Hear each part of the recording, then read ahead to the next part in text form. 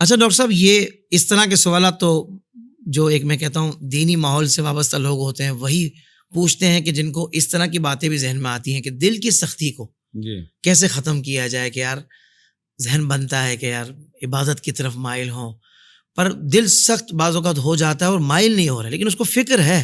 یہ فکر کا ہونا حضرت یہ بھی بہت بڑی بات ہے نا. تو اب یہ پوچھا جا رہا ہے کہ حضرت دل کی سختی کیسے ختم کی جائے تاکہ ہم عبادت کی طرف مائل بھی ہوں اور عبادت کی لذت پا سکیں.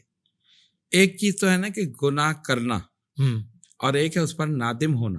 صحیح، یہ بہت بڑی بات ہے. یعنی ہم سے کوئی غلطی ہو جائے اور ہمیں یہ احساس ہو جائے کہ یہ ہم سے غلطی ہوئی ہے، یہ ہم سے گناہ ہوا ہے. یعنی گناہ کو گناہ نہ سمجھنا یہ بھی گناہ ہے، غلطی کو غلطی نہ سمجھنا یہ بھی غلطی ہے. اب ایک آدمی چوری کر رہا ہے، اگر اس کو غلط سمجھے تو کیوں کرے؟ ٹھیک ہے نا. اب ایک شراب پی رہا ہے، اگر اس کو غلط سمجھے تو، یعنی لوگوں میں احساس ختم ہو گیا. اور آپ کو حیرت ہوگی کہ ایک صاحب نے مجھے بتایا کہ ایک سرکاری افسر سے ملنے کے لیے گئے تو وہ اپنے ڈرائنگ روم میں بیٹھے ہوئے پی رہے تھے اور بالکل نشے میں تھے. تو جب یہ گئے تو کہنے لگے تم بھی پی لو. یعنی اس طرح پیش کر رہے ہیں جیسے ہم چائے یا شربت پیش کرتے ہیں. اور جب اس نے منع کیا تو ان کو غصہ آ گیا کہ کیوں منع کر رہے ہو، پیو.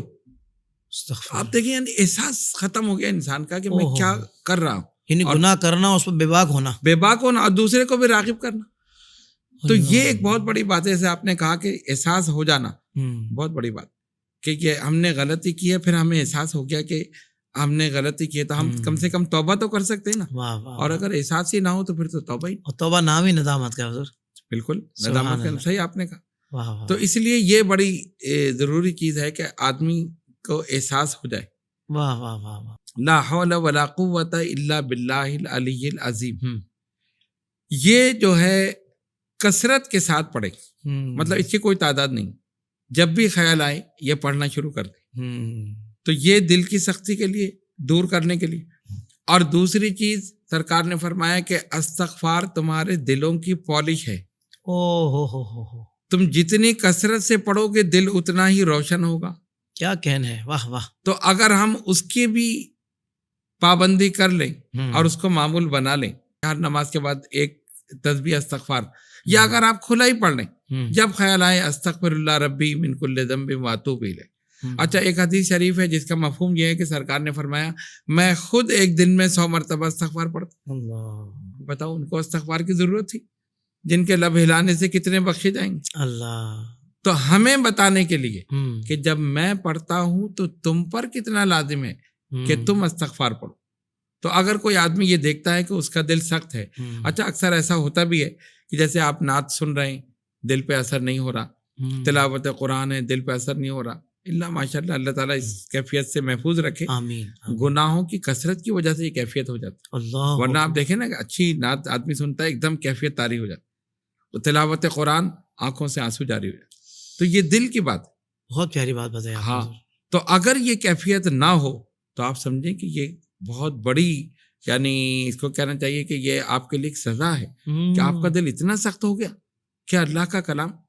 ورنہ قرآن نے کہا نا لو انزلنا ھذا القرآن علی جبل لرأیتہ خاشعا متصدعا من خشیۃ اللہ. تو یہ تو پہاڑوں پہ نازل کیا جائے تو ریزہ ریزہ ہو جائیں، اور دل نہیں ہو سکتا. وَإِذَا سَمِعُوا مَا أُنزِلَ إِلَى الرَّسُولِ تَرَىٰ أَعْيُنَهُمْ تَفِيضُ مِنَ الدَّمْعِ.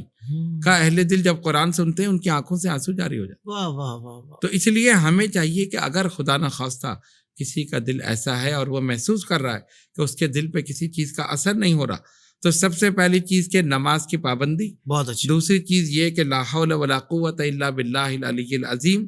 اور تیسری استغفار، استغفر اللہ ربی من کل ذنب واتوب الیہ. جتنی کثرت سے پڑھیں ماشاءاللہ، تو جتنا پڑھیں گے دل اتنا ہی صاف ہوگا، روشن ہوگا، کیفیت پیدا ہو جائے. سبحان اللہ. خشوع اور خضوع پیدا ہو جائے. واہ واہ واہ واہ. ڈاکٹر صاحب سلامت رہیں. اس طرح کے اور بھی روحانی وظائف حاصل کرنے کے لیے ابھی ہمارا YouTube چینل IDS روحانی علاج وزٹ کیجئے، سبسکرائب کیجئے اور نوٹیفیکیشن بیل آئیکن کو پریس کیجئے.